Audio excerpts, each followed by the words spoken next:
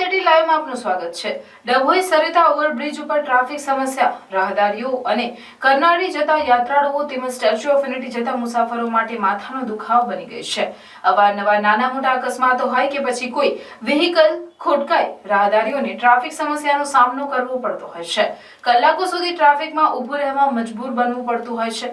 બ્રિજનો બીજો ભાગ ન બને ત્યાં સુધી બ્રિજની નીચે સર્વિસ રોડ યુદ્ધના ધોરણે તૈયાર કરવામાં આવે તેવી લોક માંગ ઉઠી છે।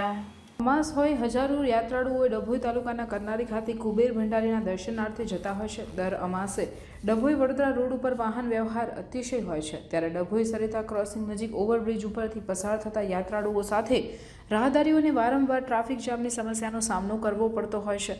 બીજી તરફ બ્રિજની કામગીરી શરૂ કરવામાં આવી હોય, જેને લઈ કોઈ વાહન બ્રિજની નીચે પસાર થઈ શકતું નથી, જેને કારણે જો કોઈ નાના મોટા અકસ્માત બ્રિજ ઉપર સર્જાય અથવા કોઈ મોટું વાહન બ્રિજની ઉપર ખોટકાય તો ટ્રાફિક જામની સમસ્યા છે।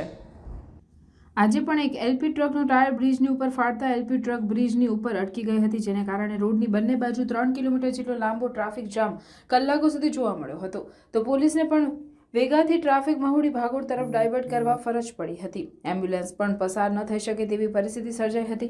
બ્રિજ ઉપર થતા ટ્રાફિકને લઈ રાહદારીઓ હેરાન પરેશાન થઈ ઉઠ્યા હતા અને બ્રિજની નીચે સર્વિસ રોડ યુદ્ધના ધોરણે બનાવી અને ટ્રાફિક જામના સમયે બ્રિજ નીચેથી વાહન વ્યવહાર કરી શકાય તેવી વ્યવસ્થા યુદ્ધના ધોરણે થાય તેવી લોક માંગ ઉઠી હતી।